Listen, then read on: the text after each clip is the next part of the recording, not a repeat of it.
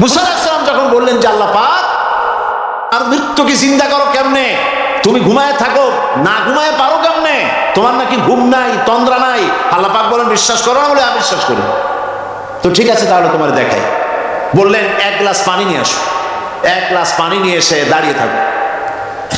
আল্লাহ পাক মুসা আলাইহিস সালামকে বললেন এক গ্লাস পানি নিয়ে দাঁড়াও, আর ঘুমকে আল্লাহ পাক বললেন মুসারে ধরো। মুসা আলাইহিস সালাম নিদ্রাচ্ছন্ন হলেন, তন্দ্রা এসে গেল, হাত শিথিল হয়ে হাতের থেকে পানি ভর্তি গ্লাস পড়ে ভেঙে চুরমার হয়ে গেল। মুসা আলাইহিস সালাম ভয় পেয়ে গেলেন। আল্লাহ রাব্বুল আলামিন বলেন ভয় পাওয়ার কোনো কারণ নাই, তোমার প্রশ্নের জবাব আমি এভাবেই দিলাম। এক গ্লাস পানি নিয়ে কয়েক মিনিট দাঁড়াইতে পারো নাই, ঘুমের সঙ্গে সঙ্গে এই গ্লাস পড়ে ভেঙে গেল।